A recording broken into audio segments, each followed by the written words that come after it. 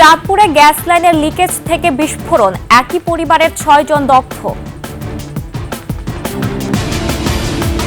ধর্ষণের প্রতিবাদে মধ্যরাতে উত্তাল ঢাকা বিশ্ববিদ্যালয়, 2 দফা দাবিতে ধর্ষণ বিরোধী মঞ্চের ঘোষণা। টাঙ্গাইলের সমন্বয়ক পরিচয়ে সাবেক এমপির বাড়ি দখল, যৌথ বাহিনীর অভিযানে মুক্ত।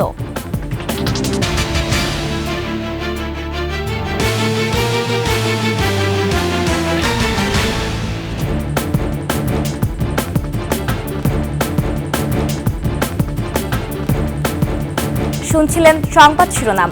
আমন্ত্রণ 21 সংবাদে, সাথে আছি আমি জান্নাতুল বুশরা।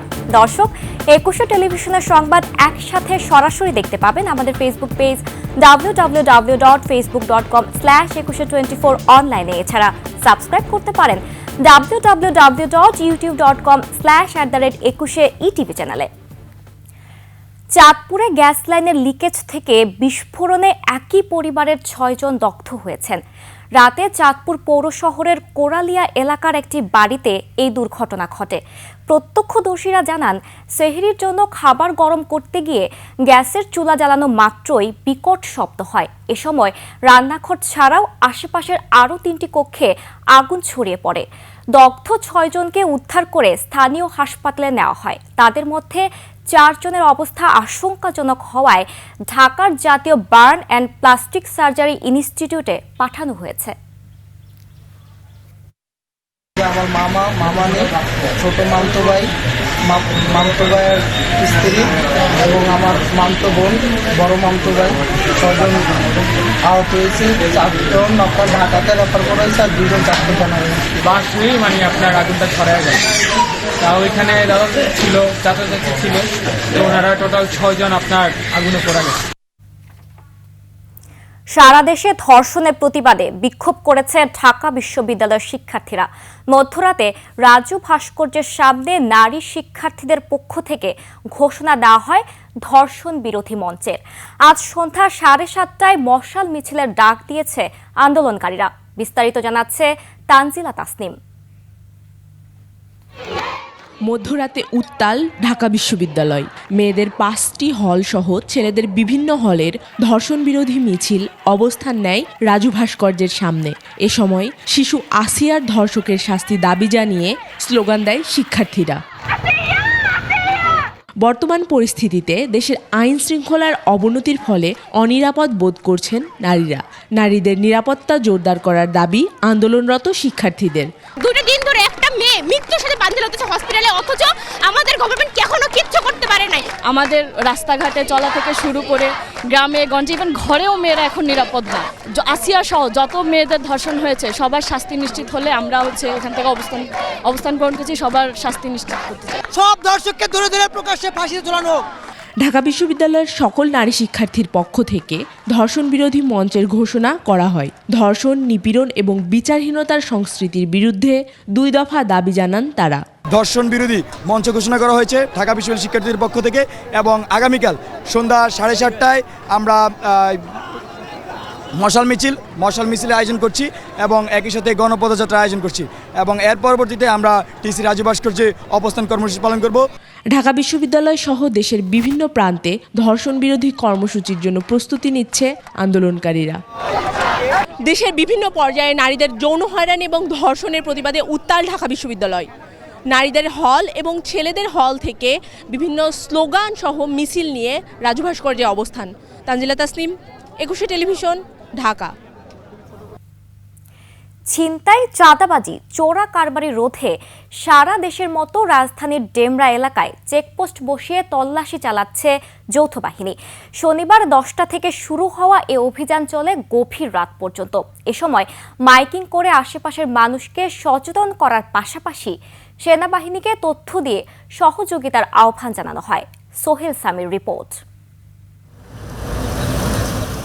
পুলিশের পাশাপাশি রাতভর চলা এই অভিযানে অংশ নেয় সেনাবাহিনী। সিলেট থেকে ঢাকাগামী বিভিন্ন যানবাহনে তল্লাশি চালিয়ে জব্দ করা হয় ওয়াকি টকি সহ অবৈধ মোটরসাইকেল।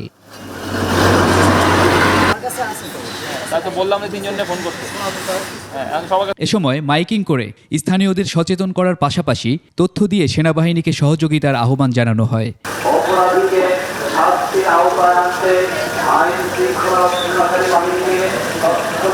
ডেমরার সারুলিয়া বাজারে তল্লাশি চলাকালীন বেপরোয়াভাবে বাইক চালিয়ে পথচারীকে চাপা দেয় 2 কিশোর। পরে সচেতন করার পাশাপাশি 2 কিশোরকে অভিভাবকের হাতে তুলে দেয় সেনাবাহিনী। এখনকার সমাজ পরিবেশ পরিস্থিতিতে ছোট ভাই কোথায় যাইতেছে, কি করতেছে, আল্লাহর হস্তে একটু খোঁজ খবর নেবেন। পরে স্থানীয়দের কথা শুনে যৌথ বাহিনী দেয় গুরুত্বপূর্ণ পরামর্শ। এতে স্বস্তির কথা জানান ব্যবসায়ীরা। তথ্য, অপরাধ চিত্র বা যে কোনো তথ্য যদি সহযোগিতা করেন, আমরা এবং পুলিশ বা যৌথ বাহিনী মিলে আপনাদেরকে সাহায্য করতে পারবো। এটা ভালো হইতেছে, এটা সতর্ক সবাই ভালো, ইনশাআল্লাহ আলহামদুলিল্লাহ খুশি আমরা। এ সময় জনগণের জানমাল রক্ষায় সবসময় পাশে থাকার অঙ্গীকার করেন আইন শৃঙ্খলা বাহিনী।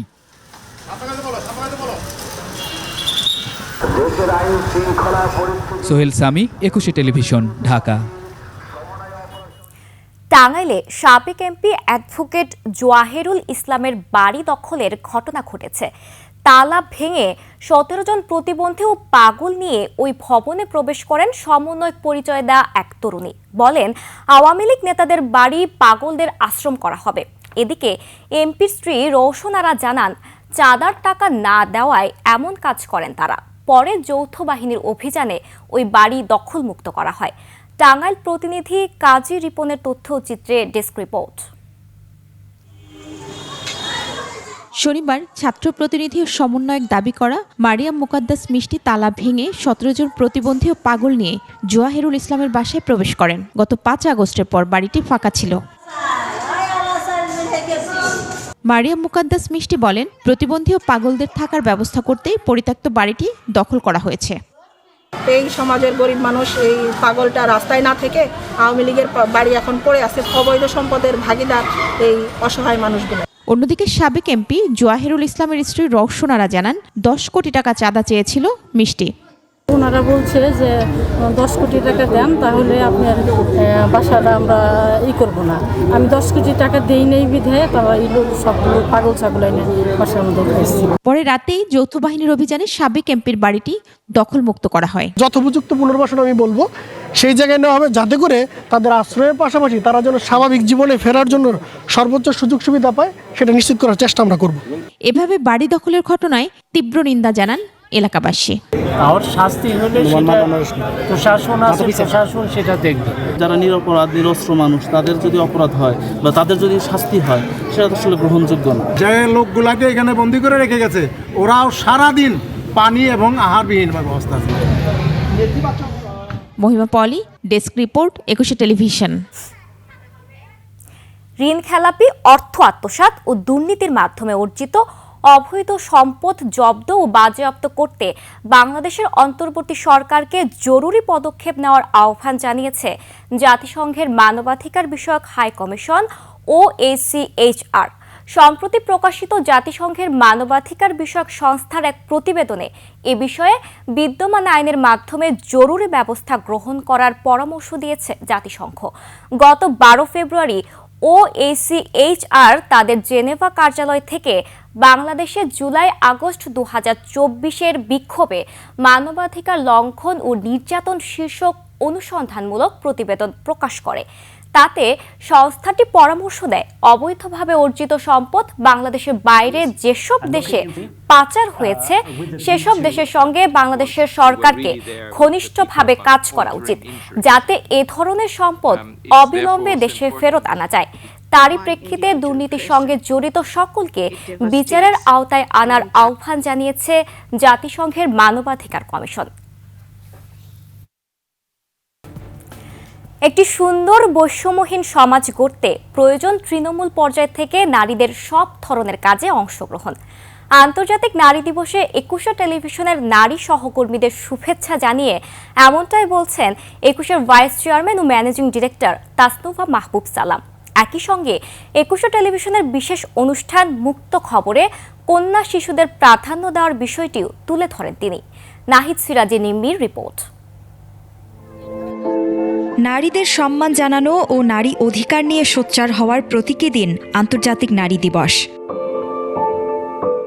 বছর ঘুরে আসা এই দিনে 21 টেলিভিশনের ভাইস চেয়ারম্যান ও ম্যানেজিং ডিরেক্টর তাসনুভা মাহবুব সালাম সকল নারী সহকর্মীদের জানান নিরন্তর এগিয়ে চলার শুভেচ্ছা জানাই পৃথিবীর সকল নারীদেরকে আজকের এই বিশ্ব নারী দিবস উপলক্ষে। আসলে আমরা 21 টেলিভিশনে ব্যাক করার পরে দেখা যাচ্ছে যে আমি নারীদেরকে বেশিরভাগ নিয়ে কাজ করা হচ্ছে, অলমোস্ট 80-90% আমার সাথে নারীরাই কাজ করছেন, সেটা নিউজের ক্ষেত্রে হোক বা প্রোগ্রামের ক্ষেত্রে হোক, নারীদেরকে নিয়ে কাজ করছি এবং আমার ইচ্ছা যে ব্যাকে থেকে নারীদেরকে এইভাবে করে সহযোগিতা করে তাদেরকে সামনের দিকে এগিয়ে নিয়ে যাব ইনশাআল্লাহ। শিশুদের নিয়ে 21-এর বিশেষ অনুষ্ঠান মুক্ত খবর, যেখানে কাজ করছে 95% কন্যা শিশু। মুক্ত খবরের আমরা এই বিজ্ঞপ্তি দিলাম, ম্যাক্সিমামই মেয়ে ছিল এবং মেয়েরা আসলেই যে পরিমাণ ট্যালেন্টেড এবং তারা কাজের প্রতি অনেক ডেডিকেটেড। সো দেখা যাচ্ছে আমার ওখানেও 95%ই মেয়েরাই কাজ করছে and I am really happy for this যে মেয়েরা আসলেই কাজ করতে পারছে এবং তাদের ফ্যামিলি, স্পেশালি তাদের ফ্যামিলি এতটাই সাপোর্টিভ। আলহামদুলিল্লাহ ফর দিস, তাদের ফ্যামিলিকে আমি অনেক ধন্যবাদ জানাই যে তারা স্টেশনে এসে কাজ করার সুযোগ করে দিচ্ছে। তাসনুভা মাহবুব সালাম জোর দেন সমাজকে সুন্দর করে গড়ে তুলতে তৃণমূল থেকে সব পর্যায়ে নারীর অংশগ্রহণের উপর। পৃথিবীর সকল নারীর প্রতি প্রত্যাশা একটাই, কারণ আমরা যেখানেই কাজ করি না কেন, সেটা বাসায় হোক নারীরা বা বাইরে কাজ করুক, তারা কিন্তু সকল কাজেই খুবই পারদর্শী। সো আমি চাই সকলে মিলেমিশেভাবে কাজ করবে এবং সেটা রুট লেভেল থেকে হোক আপ লেভেল পর্যন্ত সবাই এভাবেই কাজ করুক এবং আমাদের সমাজটাকে আরও সুন্দর করে তুলুক, এটাই আমার চাওয়া। নারীর আপন ভুবন সাজবে তার মনের মাধুরীতে, ইচ্ছে ডানায় উঠবে প্রত্যাশার রং, এমনই হোক নারী দিবসের চাওয়া। নাহিদ সিরাজি নিম্মি, 21 টেলিভিশন, ঢাকা। রাজধানীর উত্তরায় জুলাই আগস্ট গণহত্যা মামলায় ঢাকা উত্তর সিটির সাবেক মেয়র আতিকুল ইসলাম সহ 9 জনকে ট্রাইব্যুনালে হাজির করা হয়েছে। সকালে আতিকুল ইসলাম সহ 5 জনকে কেরানীগঞ্জ কেন্দ্রীয় কারাগার থেকে ট্রাইব্যুনালে নেওয়া হয়। সাবেক ওসি জাবেদ ইকবাল সহ 5 জনকে কাশিমপুর কারাগার থেকে হাজির করা হয়। বাকিরা হলেন উত্তরা পূর্ব থানার আওয়ামী লীগ শিক্ষা বিষয়ক সম্পাদক শাহিনুর মিয়া, উত্তরা পশ্চিম থানার আওয়ামী লীগের সভাপতি মনোয়ার ইসলাম চৌধুরী, গাজীপুর মহানগর আওয়ামী লীগের সাংগঠনিক সম্পাদক আব্দুল্লাহ আল মামুন, উত্তরা 6 নম্বর সেক্টর আওয়ামী লীগের সভাপতি বশির উদ্দিন, মহানগর উত্তরের 1 নম্বর ওয়ার্ড যুবলীগ সভাপতি দেলোয়ার হোসেন রুবেল। আর এরই সাথে শেষ করছে 21 সংবাদ। যাবার আগে সংবাদ শিরোনামগুলো আরও একবার। চাঁদপুরে গ্যাস লাইনের লিকেজ থেকে বিস্ফোরণ, একই পরিবারের 6 জন দগ্ধ।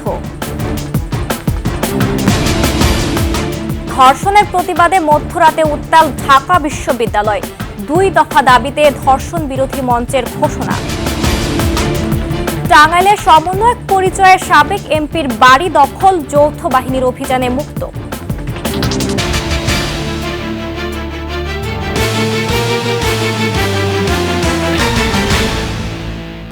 সর্বশেষ সংবাদ জানতে ডায়াল করুন 2021 নম্বরে আর ভিজিট করুন 21tv.com ওয়েবসাইটে। ফেসবুকে ভিজিট করতে পারেন www.facebook.com/2124 অনলাইনে। এছাড়া সাবস্ক্রাইব করতে পারেন www.youtube.com/@21etv চ্যানেলে। এতক্ষণ সঙ্গে থাকার জন্য ধন্যবাদ। পরবর্তী সংবাদ দুপুর 2টায় দেখার আমন্ত্রণ রইল। 21-এর সাথেই থাকুন।